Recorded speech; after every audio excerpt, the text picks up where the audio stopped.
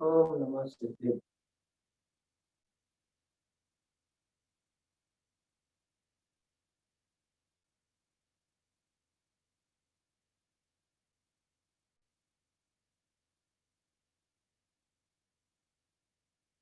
प्रणम्योण जनवरिन्दे प्रसुरभवनिन्द वन्दे सिद्धे बोच्छामि भावपाकुल से संजदे शिरसा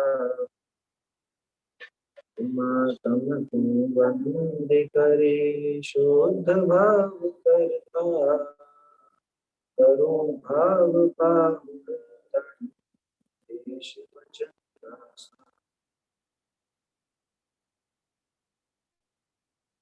कुंदाचार्य देवकृत भाव पाहुन ग्रंथ है। आचार्य देव अपने को बता रहे हैं कि अनंत अनंत जन्म तूने धारण किए, अनंत जन्मों के दुख तूने उठाए, अनंत जन्मों के बाद मरण के दुख तूने उठाए, और ये सब तो होता ही रहेगा। कब तक? जब तक अपने आत्म स्वरूप की प्राप्ति ना हो। काल लब्धि का अर्थ देखा था ना।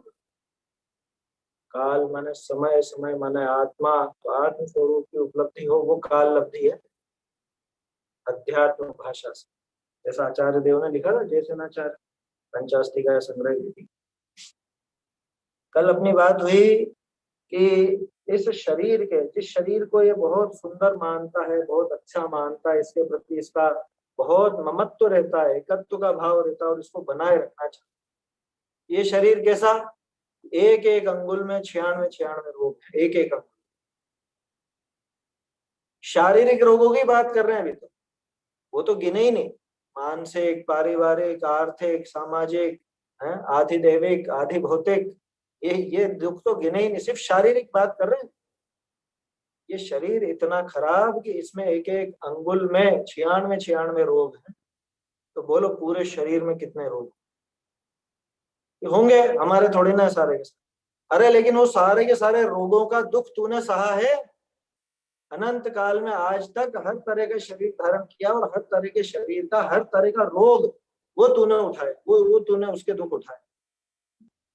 देखा था ना 38वीं गाथा में, ते रोया वी सैला सैया ते परवसिन, कि तूने पूर्व भाव में परवशता के कारण उन सब रोगों के दुख को सहा। ऐसा नहीं है कि वो रोग नहीं हुए। बोलो कब नहीं हुआ अपने को कैंसर वेंसर? कब नहीं हुआ? कब बीपी नहीं हुआ? कब हार्ट अटैक नहीं हुआ? और जो जो भी बीमारियां होती है वो ज्यादा जानकारी नहीं उसकी। कब नहीं हुआ? हर एक रोग भोग चुके हैं, हर एक रोग। आज याद नहीं है जिससे क्या होगा तो है। और ये रोगों का दुख आगे भी उठाना पड़ेगा, लिख दिया ना उन्होंने। एवं सहसी महाजस, क्या और सहता है और सहेगा, है? दोनों ही है उसमें। पहले भी तूने भोगे इन दुखों को, और अभी भी भोग रहा, अभी भी भोग क्या रहा, भुगत रहा है, और भविष्य में भी भोगता रहेगा। इसलिए क्या ज्यादा कहें, समझ जा भैया, संभल जा। ऐसा आचार्य देव बारंबार संबोधन दे रहे हैं। अभी जो आगे गाथाएं आएंगी, मतलब ये दो चार गाथाओं से तुम देख ही रहे हैं, शरीर के संबंध में भी बात आ रही है और आगे भी आ रही है। ऐसे दुर्गंधित, ऐसे सड़े गले, बिल्कुल ये सड़ा गला तो मामूली शब्द है। देखना आचार्य देव कैसा कैसा बताते हैं शरीर पर, कैसे मौजूद रहा है इस शरीर। जब जन्म हुआ तो गर्भ में कैसे कैसे दुख उठाए, गर्भ के बाद बाहर आया तो वहाँ बालक पने में कैसे कैसे दुख उठाए, कैसी दशा रही, ये सब यहाँ पे वर्णन कर रहे हैं आचार्य। वो जो अपन पढ़ते हैं ना छेड़ाल आदि में, वो तो बहुत संक्षेप में क्या, बाल पने में ज्ञान न लयो तरुण समय तरुणी रत, एक एक लाइन में यहाँ तो बहुत विस्तार से इन्होंने दिया है। गर्भ का भी, जननी उदर बस्यो 9 मास, अंग से कुछ थे पाई त्रास, बस इतना ही। जो गर्भवास था कैसा, ये भी आगे आ रहा है। गर्भवास की गाथा कल अपन ने देखी थी 48, ये सब गंदगी से भरा हुआ। एक बार गाथा बोलता है, इसके अर्थ और भावार्थ में भी चर्चा करनी है। पित्तंत मुत्त फेफस कालिजय रुहिर खरिस किमि जाले, उयरे वसियो सिचिरम प्रणव 10 मासे ही पत्ते पित्तंत मुक्त फेफस जय रुहिर खरिस तिमि जाले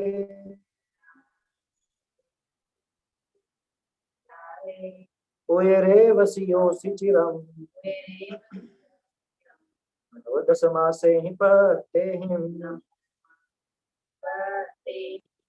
कृमि कलित मज्जा मांस मज्जित मलिन महिला नव मास तक कई जबाता।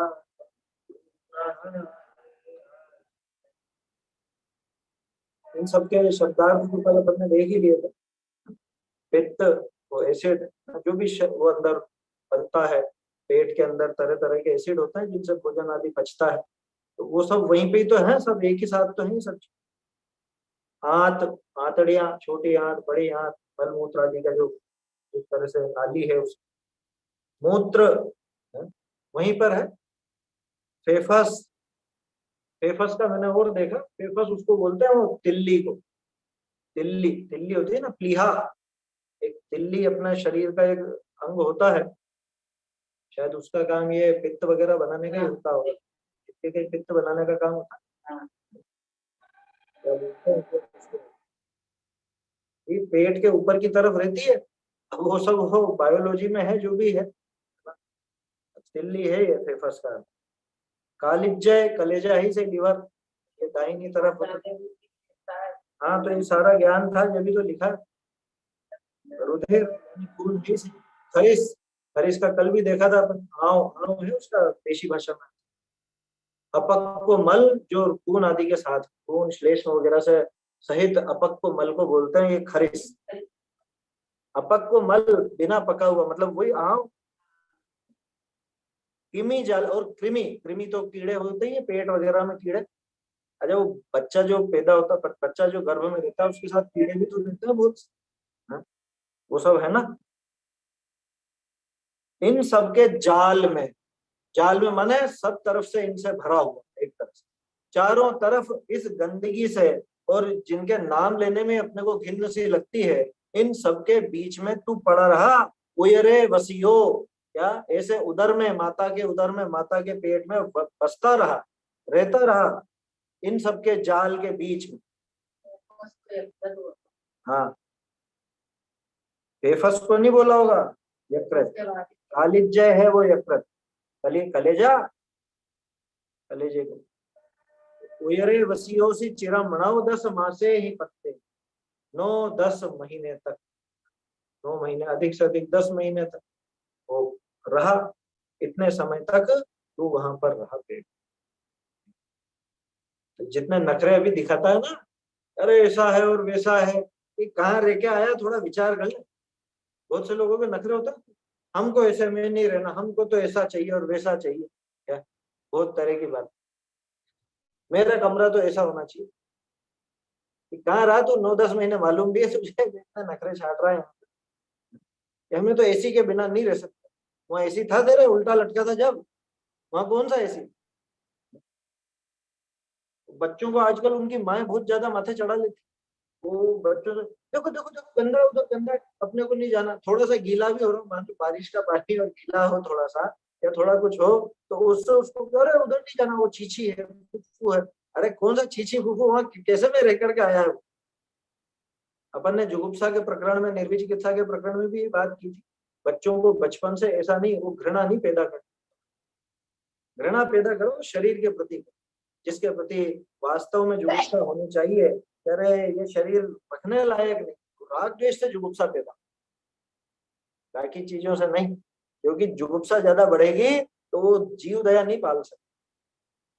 कभी ऐसी नौबत आएगी कि कोई जीव की रक्षा करनी या कुछ हो, तो वो जुगुप्सा के कारण कर नहीं पाए। आया समझ।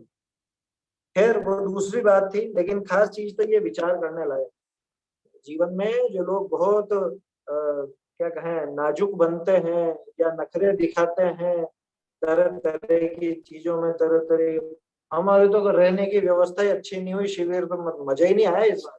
क्या शिविर में गए थे और शिविर में तो हमारे ऐसा कमरा दे दिया बिल्कुल, तो बहुत गर्मी लगती थी, बहुत पसीना आता था। या गर्मी वर्मी तो नहीं लगती थी, लेकिन वहां तो बस ऐसे ही अच्छा नहीं लगा। थोड़ा आलीशान सा कुछ बनाते, आलीशान सा रखते कुछ कमरा। ये कहाँ रह के आया, तेरी सच्चाई क्या, इस शरीर की सच्चाई क्या है वो तो जान ले पहले। समझ में आ रही बात? होते हैं ना बहुत से लोग सुविधाओं को ही ज्यादा देखते हैं। शिविर में, पंच कल्याणक में, और भी कोई धार्मिक आयोजन में मान लो, अब वो जैसे भी आयोजकों को जितना संभव हो बेचारे अपनी तरफ से पूरी कोशिश करते हैं, लेकिन किसी की नहीं बन पाती व्यवस्था।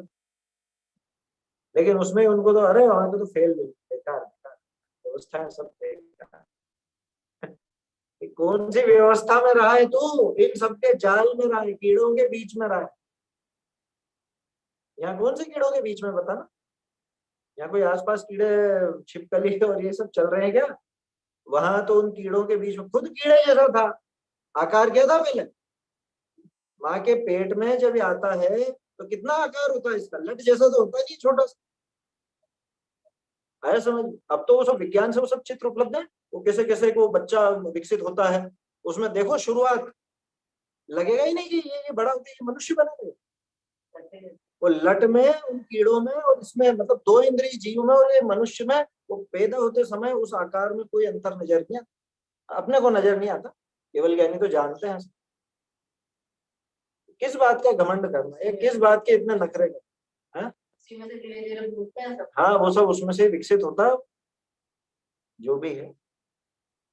तो ये दशा रही है तेरी, और आगे भी रहने वाली है। जब तक सम्यक तो प्राप्त ना करे, जब तक भाव लिंग धारण ना करे, द्रव्य लिंग को ही महत्व देता रहे, तो ये दशा तो होती रहेगी। क्या इसका अंत आने वाला नहीं है? ये ऐसे 9-10 महीने तो अनंत बार कर लिए क्या?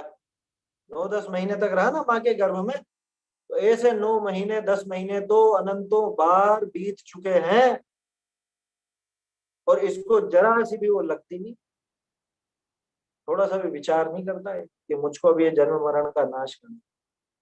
असल में क्या है, भूल गया है। तो सुनील जी कह रहे थे ना कल, सुनील कांत जी नहीं आए क्या कल परसों, कब कह रहे थे कि भूल गया ये भूलने की बीमारी नहीं होती तो ये बहुत कायदे से रहता। बात वाजिब है बस। इसको वो दुख याद होते, पिछले भावों के जाने दो, गर्भ के ही अगर अभी इसको स्मृति पटल पे आ जाए, इसका जीवन बदल जाए।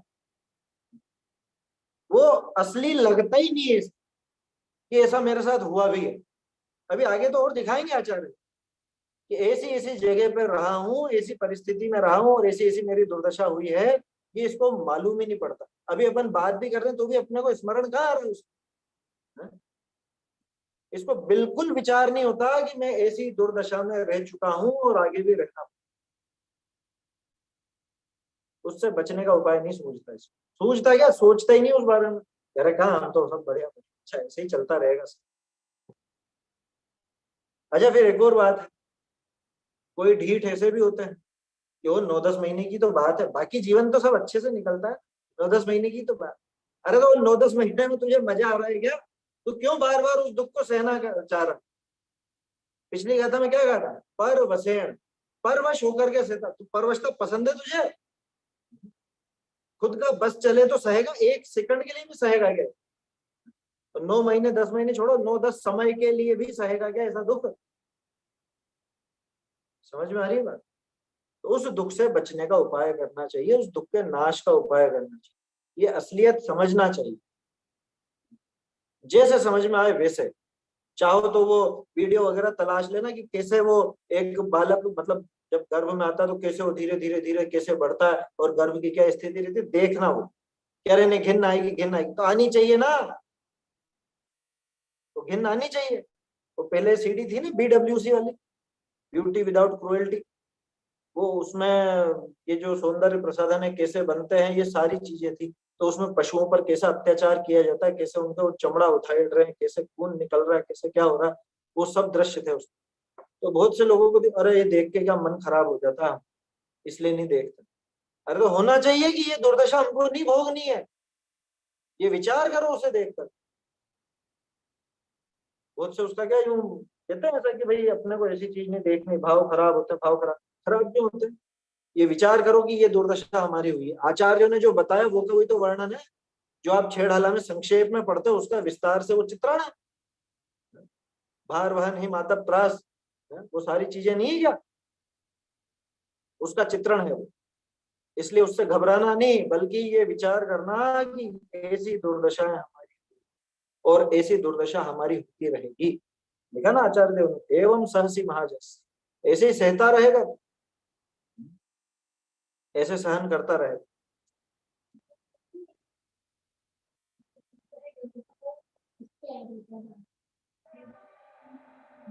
हाँ भूल जाते हैं ना, यही तो बात है। जो जब भोगा है वो दुख और उस दुख सहित मरा है, उससे फर्क कैसे नहीं पड़ता। याद नहीं रहता तो क्या फर्क पड़ता, आज एक्सीडेंट हो जाएगा तो एक साल बाद याद नहीं रहेगा तो क्या फर्क पड़ गया, हो जाए तो एक्सीडेंट। बोलो, पिछले भवों में हाथ पांव कट गए हों, वो आज याद नहीं तो क्या फर्क पड़ गया, कट जान दो। कटते समय दुख हुआ कि नहीं हुआ, वो जो वहां पे परिस्थिति बनी, हाँ नहीं पता चलेगा तो बस होने दो ना, फिर दुख चलने दो।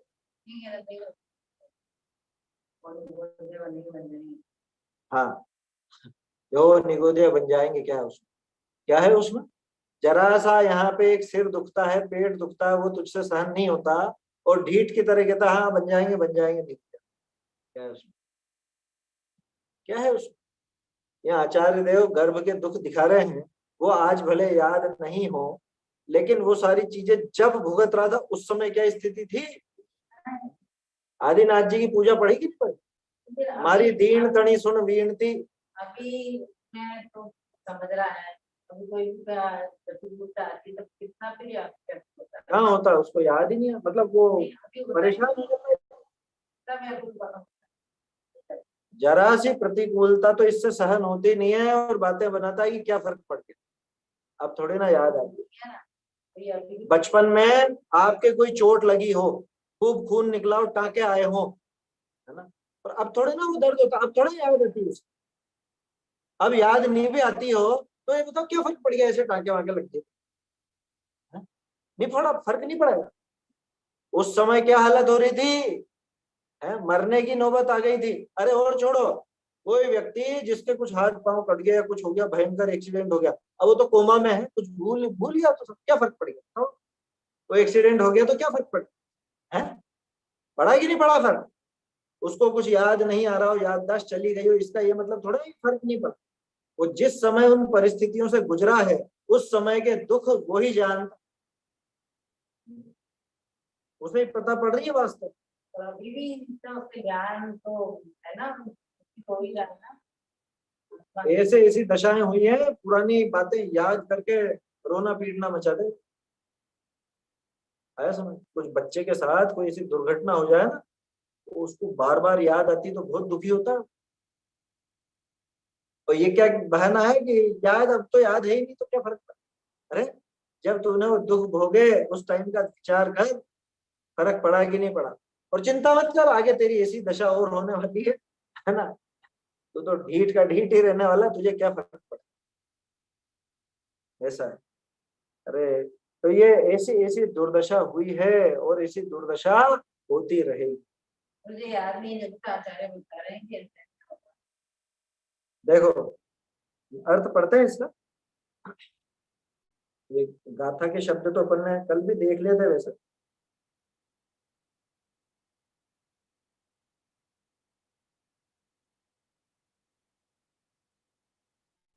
हे मुने, तू ऐसे मलिन अपवित्र उदर के विषय 9 मास तथा 10 मास प्राप्त करी बस्या। कैसा है उदर, जामे पित्त और आतनी करी बेढ़िया, यानी उससे वेष्टित, है ना, बेढ़िया, हाँ लिपटा हुआ होगा, हाथों से वेष्टित। अर मूत्र का श्रवण, मूत्र का श्रवण, अर फेफस कहिए जो रुधिर बिना मेद फूल जाए, रुधिर बिना मेद फूल जाए, यहाँ पे उसको फेफस।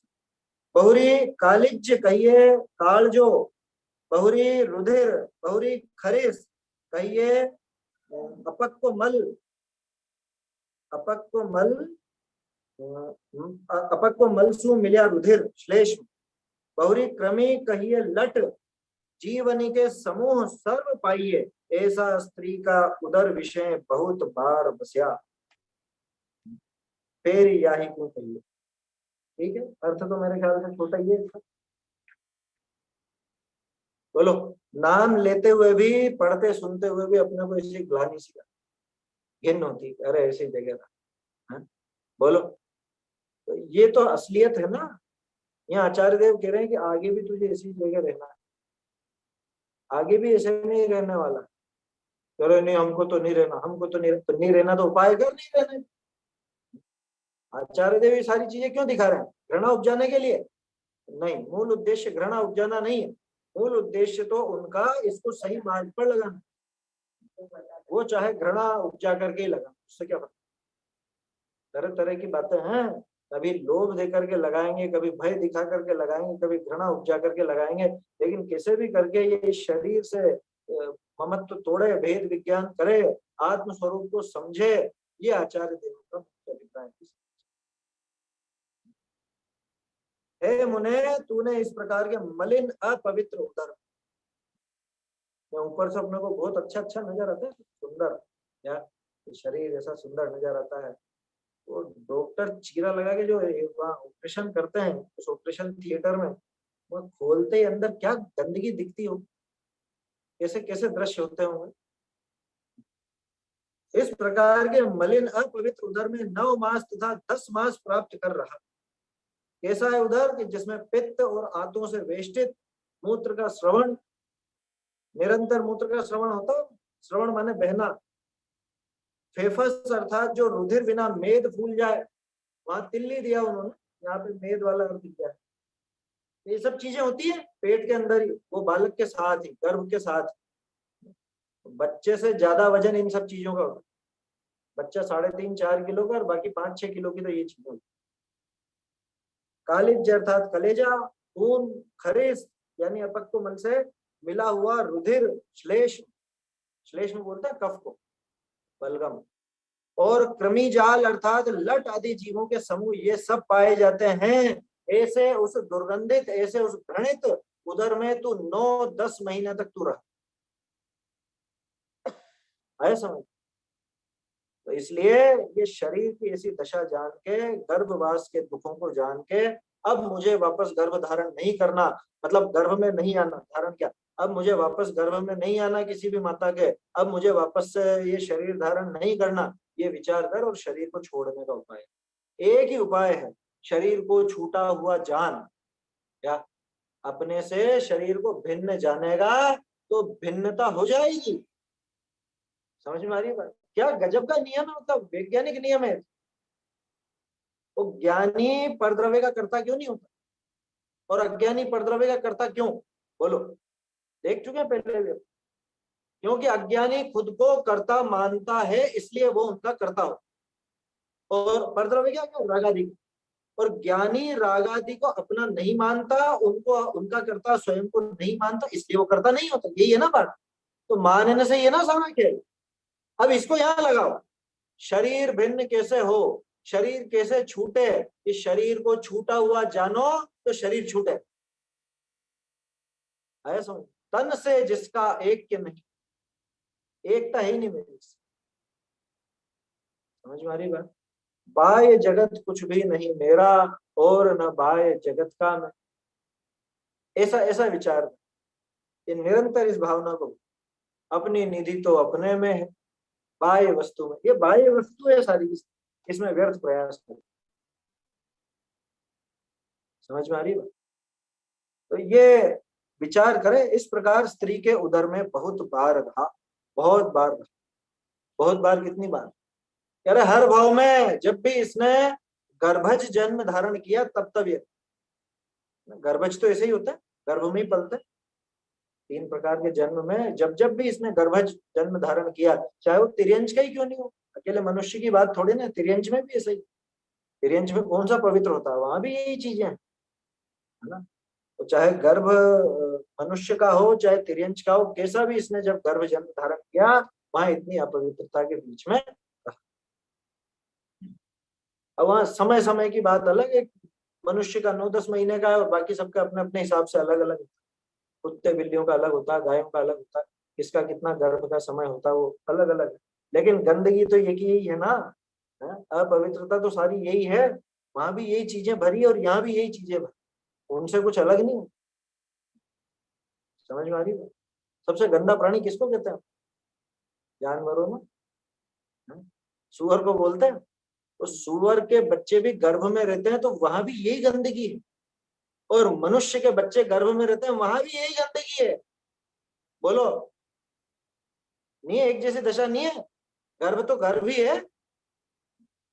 फिर इसी को कहते हैं, अभी और बता रहे हैं, देखो 40वीं बात, तेय संगठ्य मसणम आहार्यमाय भुत्तमन्नान्ते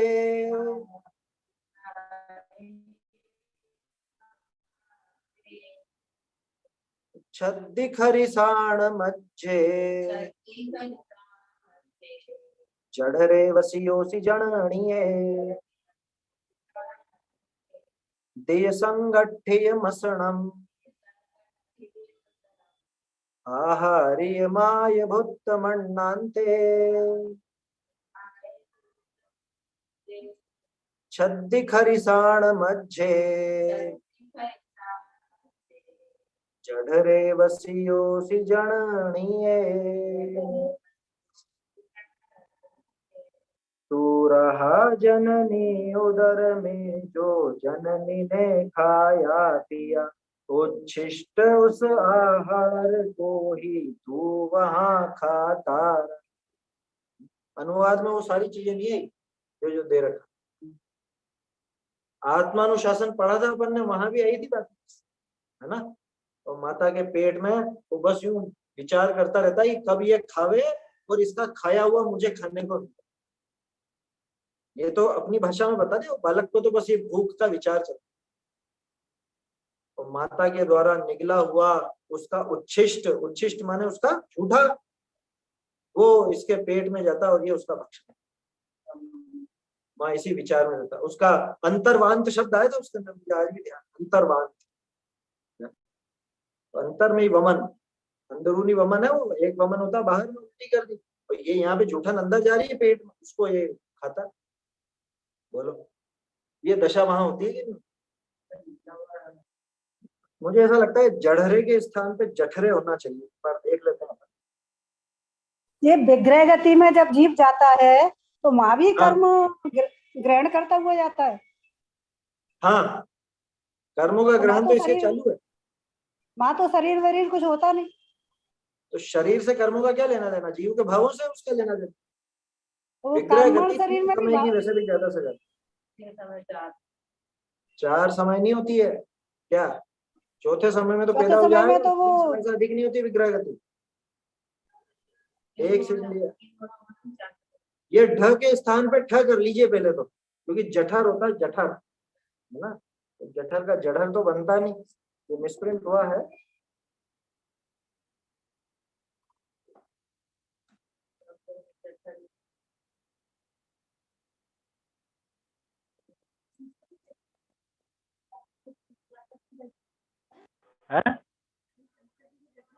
हाँ, संस्कृत का सही है, वो मिसप्रिंट है, वो जठर नहीं है, वो जठर, ठ कर लो उसकी जगह, ठठेरे वाला।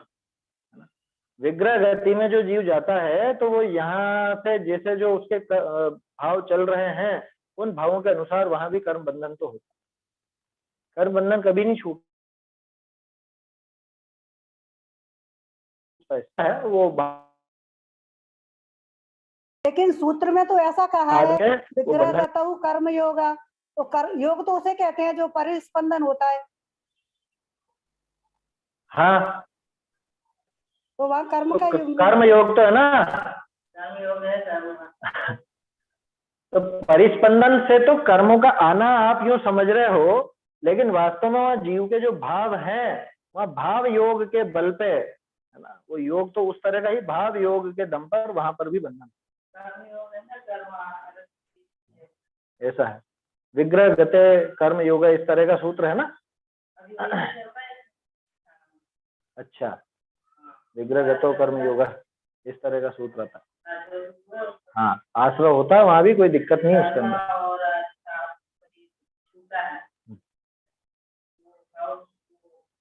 शरीर छूट गया, उससे कोई लेना देना नहीं है, उस समय के भावों से ही मतलब है, क्योंकि शरीर तो कैसा भी छूटा हो, ये आगे कहाँ जा रहा है, मतलब कैसे इसके भाव चल रहे हैं, उस हिसाब से।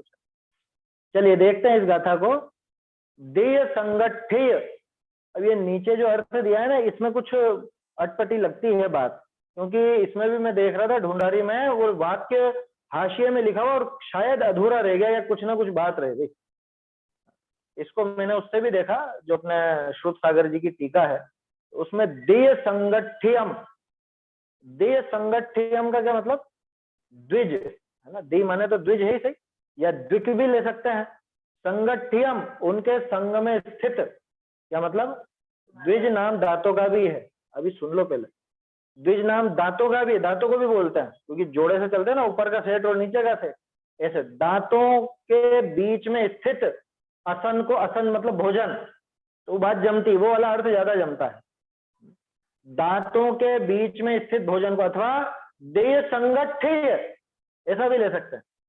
संगठ, घट्टी, घट्टी क्या करती है, जैसे पीस देती है, तो दांतों के द्वारा पीसे गए को, दांतों के द्वारा संघट्टन करे, घट्टन करे हुए उस अशन को आहारीय, उसका आहार करके, माय भुत्तम अन्नान्ते, माय यानी तो माँ, भुत्त यानी माता के द्वारा भोगा गया, यानी खाया गया, चबाया गया, अन्नान्ते उस अन्न के अंत की स्थिति, अंत की स्थिति माना यहाँ भोजन किया वैसा का वैसा थोड़ी ना जाएगा वहां उसको, उसके पास, वो जब पेट में स्थित बच्चे के पास जाएगा, यहाँ तो अच्छी रोटी वगैरह जो भी खाई है ना, रोटी सब्जी बढ़िया, खीर स्वादिष्ट, वो सब ऐसे ही कैसे मिलेगी क्या बच्चे को, बच्चे के पास कैसे जा रही है, वो दांतों से तो पीसा गया, दांत माने, दांत माने क्या, हड्डी, हड्डी का छुआ हुआ तो पहले ही हो गया है ना, वो हड्डी, फिर लार, थूक, अंदर के जो भी है मल वगैरह, और वो सारी चीजें, खून वून,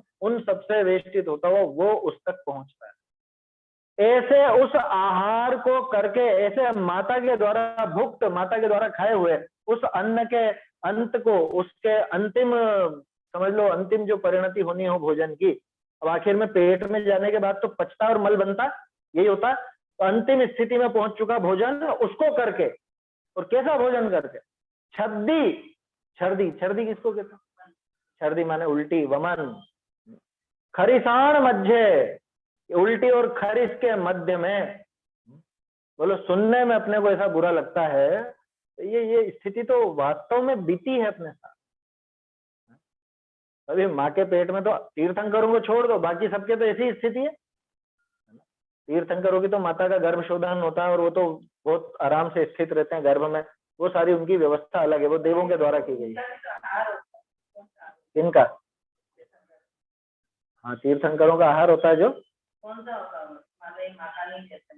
अरे वो तो वहां पे अपने आप ही तीर्थंकर नाम कर्म से उनका शरीर वैसा ही बना हुआ है, 9 महीने तक तो उनको कोई आहार की जरूरत होती नहीं, बाहर भी निकलते हैं तो माता का दूध वूध थोड़ी ना पीते, अंगूठा चूसते हैं, अंगूठे में अमृत भरा हुआ रहता है, देव आकर के अमृत भर जाते हैं, जैसा भी उनका वो शरीर का सब नियोग है, आया समझ, उनकी बात छोड़ देना, क्योंकि तीर्थंकर तो उस भाव से मोक्ष चले जाते हैं वैसे भी, क्या आया समझ में, तीर्थंकर ना भी हो और उसी भाव से कोई मोक्ष जा रहा हो तो उसको भी छोड़ देना, क्यों, क्योंकि उनके लिए ये बात नहीं है। यहाँ आचार्य देव कह रहे तूने ये दुख भोगे और आगे भी तू भोगेगा, आगे भी भोगेगा, यही बात आ रही है ना, तो यहाँ तद्भव मोक्षगामियों को छोड़ देना, यहाँ अपन जैसे जीव, यहाँ बात है उन जीवों को कि उन जीवों के लिए कि जिनने अभी तक अपने आत्म स्वरूप को नहीं जाना, जो इस शरीर में एकत्व ममत्व करके और इसी के पीछे मोहित हो रहे हैं, पागल हो रहे हैं, उनको आचार्य देव का संबोधन, समझ में आ रहा है। छद्दी, खरिसाण, खरिस शब्द पहले भी आ गया है ना, खरिसाण मध्य, इन सबके बीच में, छर्दी में, खरिस के बीच में, इन सबके बीच में जठरे, जठर किसको बोलते हैं, जठर माने पेट, जठराग्नि कहा जाता है ना, पेट की अग्नि को जठराग्नि कहा जाता है, तो जठर बोलते हैं पेट को, जठर शब्द पेट के लिए, ऐसे माता के पेट में वसियोसी जननी है, जननी के पेट में ऐसा तू वसा है, बसा है, 9-10 महीने तक अनंत अनंत बार बसा है ऐसी गंदगी के बीच में।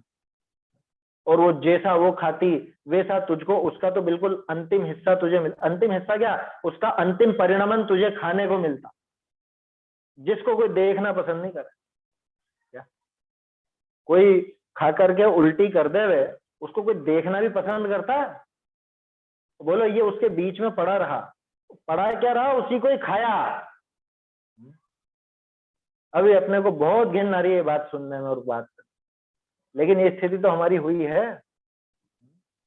और ये दशा आगे होती रहेगी जब तक ये अपने आत्म स्वरूप को नहीं पहचानेगा तब तक। अरे वैसे भी वमन ही खा रहे हैं। वमन माने अरे वो कर्मों की उगाली तो है, वो पहले जो बांधे थे पूर्वबद्ध, वो बासी तो खा रहे हो, कौन सा ताजा खा रहे हो बताओ? कर्म से जो परिस्थितियां मिलती है बाहर में, वो तो सब एक तरह से उच्छिष्ट भोजन है। उन कर्मों का कब मैंने सेवन नहीं किया बताओ? उन कर्मण वर्गणाओं को कितनी बार भोग चुका हूं, उन वस्तुओं को कितनी बार भोग चुका हूं, ये सब देखा ना अपन ने पहले। क्षेत्र परावर्तन में, काल परावर्तन में, पुद्गल परावर्तन, ये सब चीजें आ तो गई। कौन सा द्रव्य नहीं भोग लिया? और सब नहीं भोग लिए तो हमारा भोगा हुआ पूरा जगत भोग रहा है, पूरे जगत का भोगा हुआ हम भोग रहे हैं, उच्छिष्ट ही तो भोग रहे हैं, और क्या है? समझ में आ रही बात? अभी तो गर्भ के दुख यहाँ दिखा रहे हैं, गर्भ में ऐसी खोटी दशा तेरी रही तो भी इस जीव को जरा भी विचार नहीं आता। 2-5 मिनट नाक भों सिकोड़ लगा, फिर वापस उसी में मगन। क्या अभी तो सुनने में बुरी लगेगी, बस फिर बाद में लग जाएंगे उसी में, वही सजना संवरना और वही सारे काम। दिन भर चेहरा देखना, बाल बनाना और यही सब होता रहता। इसको विचार नहीं आता कि ऐसा भी समय था जब मैं ऐसी दुर्दशा में रहा, ऐसी खोटी दशा मेरी हुई है। इसको रंच मात्र भी विचार नहीं आता। विचार आवे तो थोड़ा समझने का, सुलझने का प्रयास कर, कहाँ करता है? लेकिन जठरे बसियो सी जननी है, वहां जननी के उदर में वहां बसता रहा। ये बारंबार विचार करने की चीजें। अरे नहीं हमको तो बहुत ग्लानि आती है, घृणा होती है। अरे तो इसीलिए तो विचार करो कि जिस शरीर पे इतने मोहित हो रहे हो, ये शरीर तो ऐसी ऐसी जगह पे रह करके बना है, उसी से बना हुआ है और अभी भी वही सब चीजें भरी हुई है। और क्या है इसके अंदर, इसके अलावा बताओ? इसी का ही सेवन करता रहा। देखो इसका अर्थ पढ़ता हूं, इसमें जो ये हस्तलिखित प्रति है, इसमें काट करके और कुछ ऊपर लिखा था जयचंद जी ने। अब वो वाक्य अधूरा सा ही नजर आ रहा है इसके अंदर भी। हे जीव, तू जननी माता के उदर गर्भ विषय बस्या। कहा? माता का और पिता का भोग के, अब ये अंत है शायद, इसमें भी अंत ही दिया होगा है ना, भोग के अंति। छर्दी कहिए वमन, वमन का अन्न। खरिस कहिए अपक्व मल, रुधिर सु मिल्या, है ना। तिनके मध्य बस्या। कहा करी बस्या? एक मिनट, कहाँ है, क्या है ये? कहा करी बस्या? माता का दांतनी करी चाब्या, तिनी दांतनी के लग्या तिष्ठ्या। ओठ्या, ओठ्या, हाँ ऊँठा बोलते हैं ना, जूठन बोलते हैं, जूठन को ओठा भी बोलते हैं। ओठ्या जो भोजन है ना, ये देखो ये अलग शब्द आया है, ऐसे शब्द कभी कभी सुनने को मिलेंगे पुरानी भाषा में। ओठ्या बोलते थे पहले जूठन को, ऊँठा तो अपने यहाँ बोलते हैं, सब जगह ऊँठा नहीं बोलते, जूठा नहीं बोलते ज्यादातर, जूठा हो गया। ओठ्या जो भोजन माता के खाए पीछे जो उदर में गया, ताका रस आहार करी बस्या। क्योंकि कैसे रहे, बिना भोजन के थोड़ा रहेगा वहां, कुछ ना कुछ तो खाने पीने को चाहिए, वहां सही सब खाता है। बोलो आचार्य लिखते थे और बीच में लोग ऐसा मानते थे वहां कुछ भी नहीं होता, वहां नहीं खाता पिता कुछ भी। फिर ये जो वो रंगीन और वो सब चली सोनोग्राफी वगैरह, उसकी वीडियो बनी, तब बाद में पता चला वो सब हाथ सब चलाता है और हाथ में जो आ जाए उसी को खा लेता है। उस गंदगी को खाते हुए देखे होंगे आप लोगों ने, देखना कभी यूट्यूब वगैरह पे उपलब्ध। वो डिस्कवरी चैनल वगैरह बहुत पहले, कभी मतलब जब टीवी थी हमारे तब देखा था ऐसा। क्या अपने बेटे को ही खाते हुए देखा? हाँ, खुद के बेटे हुए देख ले, क्या बड़ी बात है उसमें, वो सोनोग्राफी वगैरह में सब में नजर आ जाता। आजकल तो सब वो पता नहीं कौन कौन सी तकनीक आ गई है ना, रंगीन और 3D वगैरह सब हो जाती है। वो हाथ चला रहा, हंस रहा है, रो रहा है, यूं मुंह ढक रहा है, ये सब दृश्य आते रहते हैं। तो कोई बड़ी बात नहीं है। आचार्यों ने उस जमाने में लिख दिया 2000 साल पहले, और लोग बाग मानते नहीं थे ये। बोलो कैसी दशा है। हे जीव, तू जननी माता के उदर गर्भ में रहा, वहां माता के और पिता के भोग के अंत छर्दी का वांग, क्योंकि ये वाक्य का कुछ अधूरा ही लगता है।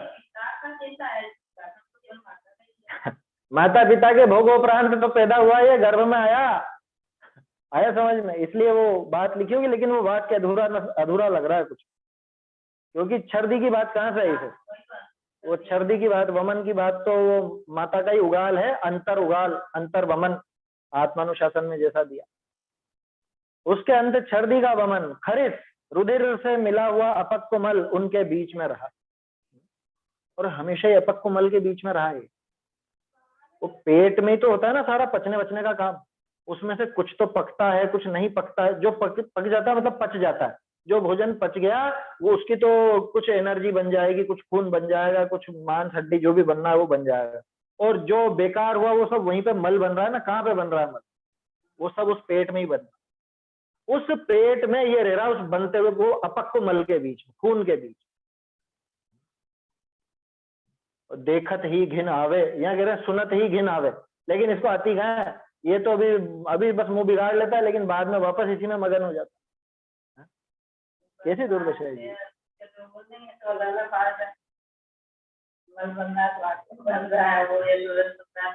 सब वहीं का एरिया है, वो उसके बीच में ही है। वो तो अलग थैली पे है, जो उस थैली में गंदगी नहीं है, वो है ना वो।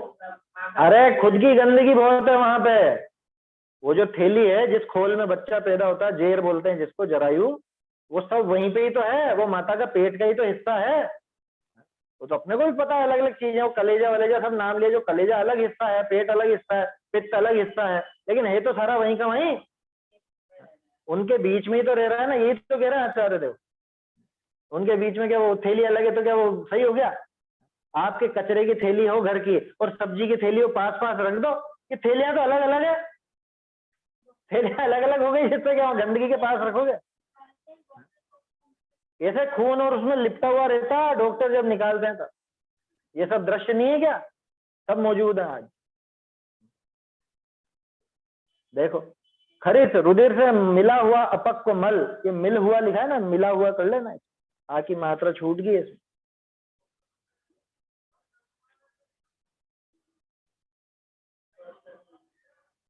हाँ, कोष्ठक में जो दिया, रुधिर से मिला हुआ अपक्व मल के बीच में रहा। कैसा रहा? कि माता के दांतों से चबाया हुआ और उन दांतों का लगा हुआ। किसी के दांतों की लगी हुई चीज कोई कैसे खा ले? लेकिन यहाँ तो वही काम रहता 9-10 महीने तक, दांतों का लगा हुआ, रुका हुआ। हाँ, ये देखो, ये एक और बात है, क्योंकि जितना भी खाते हैं तो दांतों में भी तो रुकते हैं ना खाने के कण, और वो धीरे धीरे वही कण जो बिल्कुल इतने पुराने हो गए दांतों के लगे, वो भी धीरे धीरे अंदर जाए। ऐसा बासी और ऐसा गंदा, हड्डी से, खून से, मांस से लगा हुआ भोजन इसको मिलता है। वो जूठा भोजन माता के खाने के पीछे जो उदर में गया, उसके रस रूपी आहार से वो मिला इसको, तब जाके टिका है 9 महीने 10 महीने में। क्या आहार था वहां पे? कौन अशुचि आहार, ऐसा आता है पूजाओं में, कौन अशुचि आहार, क्या अशुचि आहार था वहां? हाँ, भावना में होगा, 12 भावना पाठ में आता। माता खावे चर पड़ा है, फिर लागे अंग में त्रास हो, तन संताप हो, वहां संताप होता है। वो मिर्ची खा ले माँ तो वो अंदर उसको जलन मचती है, वो गरम गरम खावे तो इसको दुख पहुंचे, और त्रास होता है, संताप होता है, कैसी कैसी चीजें होती है। बोलो, अब वो पूजा जब लिखी गई होगी वो आदिनाथ जी की, उस टाइम थोड़ा सोनोग्राफी वगैरह चली होगी है? और ये 2000 साल पहले क्या लिखा है? मतलब ये इस टाइम कौन सी मशीन है? ये सब चीजों का ज्ञान उनको मिला, विद्वानों को, तो उन्होंने वो पाठ, वो पूजाएं, वो इस तरह की बनी। लोगों को आश्चर्य नहीं होता इस बात का लोगों को ये महिमा नहीं आती कि देखो जैन साइंस तो कितनी विकसित है पहले से। ये सब चीजें नहीं मालूम थी, लोगों को नहीं पता थी, तो भी आचार्य वगैरह ने सब खुल करके वर्णन पूरा किया। ऐसी स्थिति रही है गर्भ में। अभी गर्भ की बात की है, अभी आगे बात करेंगे गर्भ से निकलने पे बालपने की, कि बालक दशा में कैसा रहा। बहुत अच्छे लगते हैं ना बच्चे तो, अरे कितना सुंदर है, कितना क्यूट है, ये कैसा क्यूट और कैसा सुंदर, वो सब दिखाएंगे। शैशव काल कैसा बीता इसका, कैसे इसकी बालपने में ज्ञान न लयो, वो तो एक लाइन देखते हैं अपन बस, लेकिन ज्ञान न लयो का अर्थ क्या, ज्ञान न लयो का क्या मतलब, कैसी कैसी गंदगी में रहा, कैसी गंदगी में लोटा, ये सब आएगा इसके अंदर। उसी में लौटता रहा, उसी को ही खा गया, नहीं हुआ, ये सारी चीजें नहीं हुई। तो ये सब दशा दुर्दशा ये बीती है, बीत रही है और बीतेगी, क्या होती रहेगी आगे, कब तक, कि जब तक अपना आत्म कल्याण ना करे। ऐसी बात है। ये गाथा अपन फिर आगे कल देखेंगे 41 नंबर की, अभी तो ये बोल लेते हैं, दोनों गाथा बोल लेते हैं। हाँ, जैसे अपनी फ्रेंड्स वगैरह से ऐसे बात करते हैं हम लोग आपस में कि है ना, सौंदर्य प्रसाधन यूज नहीं करने चाहिए, बहुत सारी जीवों की हिंसा से बनते हैं, तो उन लोगों का कहना होता है कि लैक्मे और लोटस यूज कर सकते हैं। क्या लैक्मे कंपनी और लोटस कंपनी यूज कर सकते हैं, क्योंकि वो लोग हर्बल कंपनी है। ऐसा कुछ भी नहीं है, सब नाम की हर्बल है। कोई बना के बता दो बिना केमिकल के ये सब चीजें, काहे की हर्बल है। हर्बल तो सीधा सीधा वही है कि आप सीधे ही जो भी आपको जैसे ककड़ी लगानी है ककड़ी लगा लो, नींबू लगाना है नींबू लगा लो, ये है हर्बल। इसके मुकाबले क्या हर्बल हो, और यूज करना क्यों है, लेकिन इतनी हीन भावना भरी हुई है क्या, क्या तुम्हारे इतना दुर्गंधित शरीर है जो तुमको ये लगानी है, ये तुम इसके बिना बिल्कुल बदसूरत लगोगे जो तुमको ये लगाना। हीन भावना के प्रोडक्ट है ये सब, क्या जिसके मन में खुद को हीन समझता हो वही तो इस्तेमाल करेगा ना। ये बताओ, मुझको ये लगे कि अरे मेरे गाल अच्छे नहीं है तो ही तो मैं गालों को चमकाने का उपाय करूंगा, मेरे बाल अच्छे नहीं है तो ही तो मैं बालों को चमकाने का, रंगीन करने का उपाय करूंगा। तो वो हीन भावना है वास्तव में अंदर में, वो आत्मविश्वास की कमी है जो लोग ये वापरते हैं। ये टीवी के विज्ञापन वाले, ये कंपनियों वाले, ये सब बहुत अच्छे से जानते हैं इन बातों कि इनमें वो क्यों गोरेपन की क्यों चलती है ऊपरी में। इतना दिखाओ इनको, कालेपन से हीन भावना दिखाओ, अरे सांवली है और ऐसी है या ऐसा है। अब तो पुरुषों के भी आते हैं, सब बराबर ही है, क्या पुरुष और क्या महिला, सबके क्रीम पाउडर सब आने लग गया, ज्यादा अपने को पता नहीं है, अपन वापरते नहीं है तो वो उससे वो इतनी हीन भावना भर देते हैं कि वो उस क्रीम पाउडर के बिना रह नहीं सकते, वो उन सौंदर्य प्रसाधनों के बिना रह नहीं सकते, वो निकलते ही नहीं, घर से बाहर ही नहीं निकले, क्या बिना मेकअप के घर से बाहर ही नहीं निकले, निकलना ही नहीं चाहे, इतनी हीन भावना उनके अंदर में घर कर जाती। तो ये जो सब चीजें लिपा पोती जितनी भी है ये सब हीन भावना की के कारण है। मुझ में अगर हीन भावना नहीं है तो मैं तो जैसा हूं वैसे ही निकल जाऊंगा ना, मुझे परवाह ही नहीं है। और वो मूर्ख है जो मुझको उससे तोलता है, जो मुझे मेरे रंग से, मेरे रूप रंग से, वर्ण से, मेरे बालों से या मेरे चाल ढाल से, मेरे कपड़ों से तोलता है, वो तो मूर्ख है, उसकी क्या कदर करूंगा। मेरी कीमत किससे है, इन वस्तुओं से है। ये विचार कर, अभी तो समय हो गया, नहीं तो अच्छे से विस्तार से बहुत विचार हिम्मत करेंगे। चाहिए, इन सब चीजों के लिए बहुत हिम्मत चाहिए। नहीं नहीं, हिम्मत वाली कुछ बात नहीं है इसके अंदर, हिम्मत क्या चाहिए इसमें, तो सही समझ चाहिए और कुछ भी नहीं है। एक बार वो सही समझ होगी, एक झटके में छूटती है सब चीज, एक झटके में छूट। साबुन की तो जरूरत रहती है ना, बिना चर्बी वाला साबुन बिना तो काम चलेगा नहीं, कौन सा लिया जाए। इसमें का काम नहीं चलेगा, साबुन आज का काम कैसे चलता है। आजकल वो राख मिट्टी गार मिट्टी तो है नहीं, अब साबुन चाहिए तो कौन सा है जो बिना चर्बी वाला लिया जाए। देखो यहाँ तो किसी साबुन का पक्ष नहीं लिया जाएगा, आया समझ में। और वो आप विचार करो, है ना, पहली बात तो क्यों इस्तेमाल करना है अपने को, उसके बिना नहीं चले ऐसा किसने कहा। आप अच्छे से रगड़ के मल के उससे पानी से नहाइए आप, उसमें कोई दिक्कत नहीं है। आप अरे तौलिए से आप रगड़ो ना अच्छे से, सारा मेल निकल जाता है, उसमें क्या है, समझ बात, कोई मेल टिकता नहीं है। बिना चर्बी का इसका साबुन भी तो आता है, नहीं आता है। वो आप देख लेना आता है कि नहीं आता है ना। बाकी यहाँ तो साबुन वाबुन का पक्ष नहीं लिया जाए, समझ में बात। दूध और बेसन से भी तो नहा सकते हैं ना। दादी माने मेरे परदादा जी एकदम गोरे, कभी जिंदगी में साबुन नहीं लगाया। हमारे दादा और दादी ने, आप तो जानते ही सब उसमें क्या आया समझ में? अब ज्यादा क्या कहूँ, फिर वो खुद के परिवार की बातें हो जाती हैं, कोई जरूरी नहीं, कोई आवश्यकता नहीं है ना। तो कभी कुछ ऐसा बहुत लगे या कहीं बहुत गंदगी में चले गए, धूल मिट्टी बहुत हो गई हो या कुछ ऐसा हो, तो वो कभी रेयर केस की बात अलग है, बाकी डेली तो कोई जरूरी नहीं है, कोई आवश्यकता नहीं डेली कुछ साबुन वाबुन लगाने की, डेली कोई और सौंदर्य प्रसाधनों की तो जरूरत ही नहीं है। साबुन भी मेल दूर करने के लिए होता है और कोई काम के लिए नहीं होता। 10 बार साबुन से हाथ धो, कोरोना आना तो कैसे धो, कैसे? वो तो मेल हटाने के लिए धो रहे, वो नहाने की बात अलग है। हाँ, तो वो तो मुंह भी साबुन तो से हाथ धोना हो तो मेल हटाने के लिए और सुरक्षा के लिए है, कोरोना है समझ में? कोरोना के हाँ ठीक है ना, हाथ धोने की बात और है, वो शुद्धता के लिए है, लेकिन हाँ। ये तो बात अपनी उसकी चल रही है। वो श्रृंगार वाली बात नहीं है, ये तो हाँ। साफ सफाई की बात पूछिए। हाँ तो बिना चर्बी वाला, बिना जिसमें दोष नहीं हो, वो वाला साबुन। आते हैं, बहुत से आते हैं सर, तो लेकिन ये वो अपना स्थान नहीं है कि यहाँ पे अपन वो सारी बातें, यहाँ गादी पे बैठ के तो मैं आपको कोई साबुन लगाने की सलाह नहीं दूंगा, चर्बी चाहे बिना चर्बी कोई भी। बिना चर्बी वाला नाम गाम तो होगा कुछ। अब हो गया वो, देख लो आप, विचार कर लो, उसमें क्या बहुत सारी चीजें हैं। क्या मैं हाँ चलिए वो अलग से बात कर लेंगे भले, उसमें यहाँ गादी पे बैठ के तो ये बात बिल्कुल उचित नहीं। हाँ सही। देखिए गाथाएं बोल लेते हैं ना।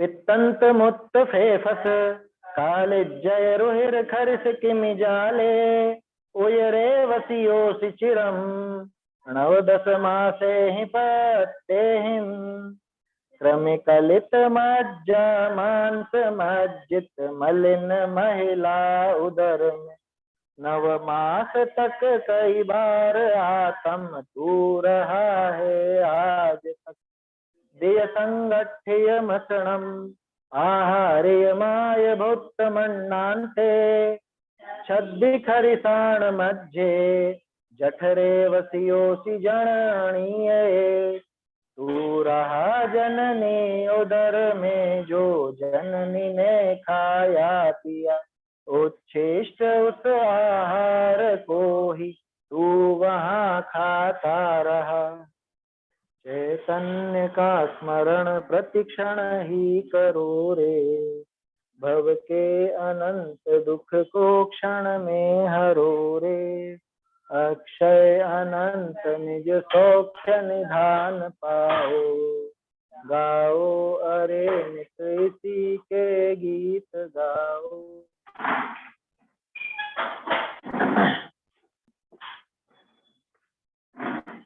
जिनवाणी स्तुति।